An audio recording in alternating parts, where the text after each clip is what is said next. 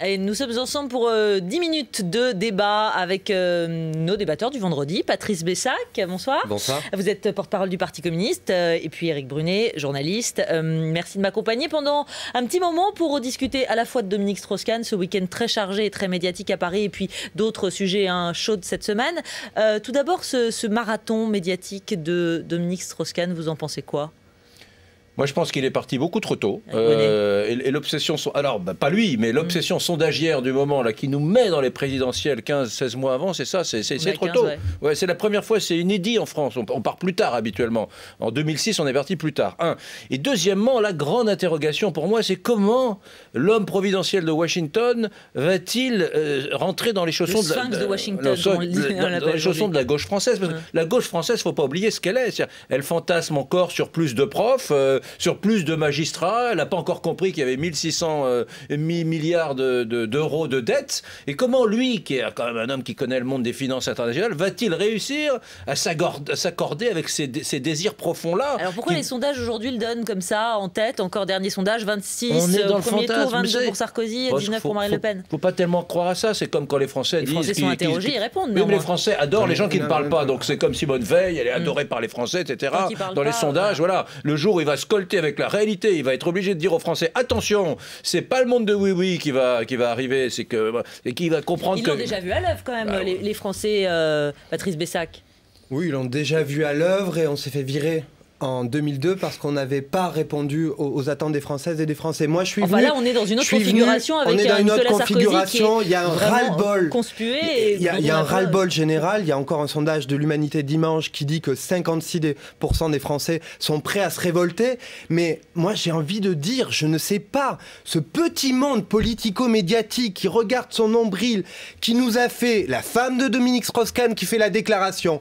Après, on a eu les photos de possibles carton de déménagement. Et ensuite, on est en train, sur toutes les chaînes, sur toutes les radios, de disserter s'il dit ça, c'est que peut-être il pense que ça. Mais on est fou. On est fou parce que moi, les gens que je rencontre, ils n'en ont rien à fiche. Ils veulent qu'on parle d'eux, d'emploi, salaire. J'étais venu avec une citation d'Alfred de Vigny qui dit « La presse est une bouche forcée d'être toujours ouverte et de parler toujours, de là qu'elle dit 1000 fois plus qu'elle ne devrait en dire. » On est dans cette situation, on parle pour rien parce qu'on n'a rien à dire sur ces petits signes. Parlons de la France, qu'il parle ou qu'il se taise. Pour rien, le Messie comme ça, il y en a marre. Oui, on parle pour rien. Tout le monde est, mais absolument tout le monde, à droite comme à gauche, tout le monde est d'accord. Les éditocrates, les éditorialistes, les journalistes le disent. D'ailleurs, quand ils parlent pour rien, ils font ce qu'on est en train de faire. Ils disent on a tort de parler de Strauss-Kahn. Enfin, on est en train de le faire. Moi, je pense que vraiment les sondages sont partis beaucoup trop tôt.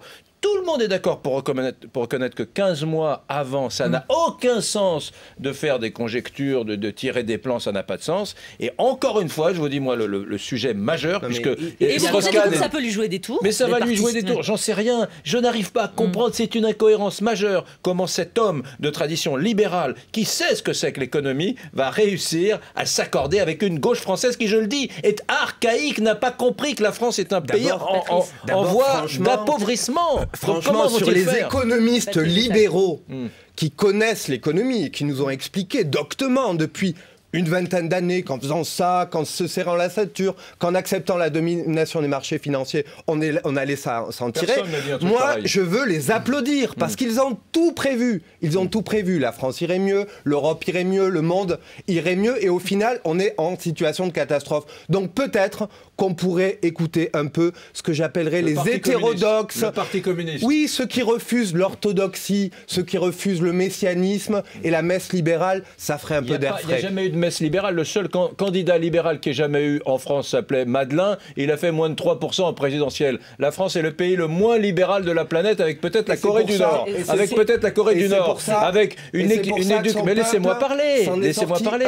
Laissez-moi parler. Avec une éducation nationale qui est probablement le premier employeur de l'humanité. On est un pays soviétoïde, que vous le vouliez ou non. La gauche française est à côté de ses pompes parce qu'elle rêve de plus de magistrats, elle rêve de plus de profs encore aujourd'hui. Éric Non, mais Brunet, c'est c'est que mais est-ce tout que- est dans la nuance. Mais est-ce que vous êtes- non, mais- Et donc, vous êtes- effectivement, Mais je c'est très n'ai- crédible. Mais je suis pas dans. C'est vrai. Et Bon, comment là, vous êtes voulez-vous? d'accord, c'est qu'il est parti trop tôt et que ça peut lui jouer des tours. Voilà, on va s'arrêter là sur ce sujet pour ce soir parce que je crois qu'effectivement tout le monde en parle, y compris nous. Donc on va cesser un petit peu et on va passer à autre chose. Si vous le voulez bien, on va parler d'Éric Zemmour. Ça s'est passé cet après-midi. Le polémiste a été condamné à 2000 € d'amende avec sursis pour provocation à la haine raciale. Pour ses propos, on s'en souvient, sur les Noirs et les Arabes, c'était dans une émission de Thierry Ardisson, Salut les Terriens. Là, il y a un certain nombre de voix qui s'élèvent pour le soutenir. Thierry Mariani, notamment. Qu'est-ce que vous en pensez? Il a dépassé les limites de la liberté d'expression. Vous êtes d'accord, vous, avec ça? Moi, peut-être.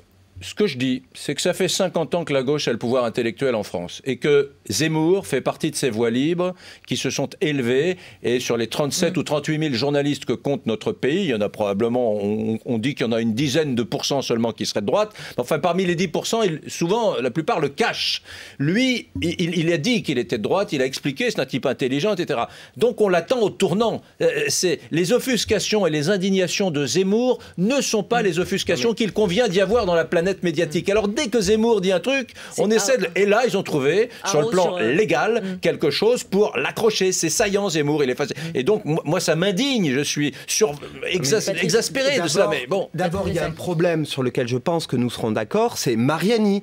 Il est secrétaire d'État. La Constitution, la loi dit que l'exécutif ne doit pas commander une décision de justice. Ce n'est pas la première fois. Et je trouve que ça, plus Michel Allemarie, plus Éric Woerth, ça donne un gouvernement qui ne respecte pas le minimum politique de l'UMP. Oui, d'accord, mais il est toujours membre du gouvernement. Donc il a à se taire sur les décisions de justice. C'est un principe intangible. Ça date de Montesquieu. Ça s'appelle la séparation des pouvoirs. Deuxièmement, Zemmour. Ce qui lui est reproché, c'est pas sa liberté d'expression. Moi, je trouve d'une certaine manière que, comme Nicolas Sarkozy avec le débat sur l'islam et la laïcité, Zemmour, il est toujours à la frange d'une certaine moisissure intellectuelle. Non. Il est toujours à la frange du racisme, d'utiliser les petites bassesses pour animer. Vous pensez que ces employeurs doivent tirer les leçons carrément de sa condamnation ? Moi, franchement, j'ai pas envie d'abattre un homme et j'ai pas envie de dire que cet homme n'a pas le droit de parler. Par contre, je rejette radicalement le fait qu'il puisse, une demi-seconde, tenir des propos racistes sur la télévision française. Moi, je connais Zemmour. Je l'ai eu au téléphone au moment où le Figaro, son employeur, s'est posé la question de le renvoyer. J'ai vu la souffrance d'un homme qui a peut-être été piégé chez Ardisson, qui est quand même une émission qu'on monte. Bon, ses propos, il les a quand même tenus. Il ne faut pas non plus jeter la pierre à Ardisson. Mais ils ont été mis en exergue avec un bandeau. Ils ont été mis en exergue. Bon, on a mis un espèce de sous-titre. Attention, Zemmour va déraper. Enfin, bon. Je ne suis pas certain qu'il ait dérapé. Aux États-Unis, on peut faire des statistiques. J'ai lu l'autre jour dans Le Monde, il y a quelque temps, aux États-Unis, un reportage qui disait, qui parlait de minorités aux États-Unis, et qui parlait des minorités les plus riches. Vous voyez, il y avait 25 items. On parlait des Indiens qui étaient les plus pauvres et on remontait comme ça minorité par minorité. Bon, la délinquance par minorité ethnique aux États-Unis, qui est quand même une grande démocratie, ça serait pas choquant. Chez nous, ça l'est. Bon, nous, voilà. Oui, parce qu'on n'est pas dans une société du communautarisme. On est dans une société qui accepte l'idée de 1948, les hommes naissent et demeurent libres et égaux en droit. C'était sûr que ça allait mettre le feu aux poudres. On verra s'il fait appel ou pas à Éric Zemmour, en tout cas. Merci, messieurs, d'avoir été là ce soir. Patrice Bessac, porte-parole du Parti communiste. Éric Brunet, merci beaucoup. Il est 19h48. Restez avec nous. Dans un instant, vous connaissez la suite. C'est Sarko Info, la journée du président revue et corrigée par Carte Zéro et son équipe. Et puis le QG de 20h, présenté ce soir par Marc Hautement. Très bonne soirée à tous.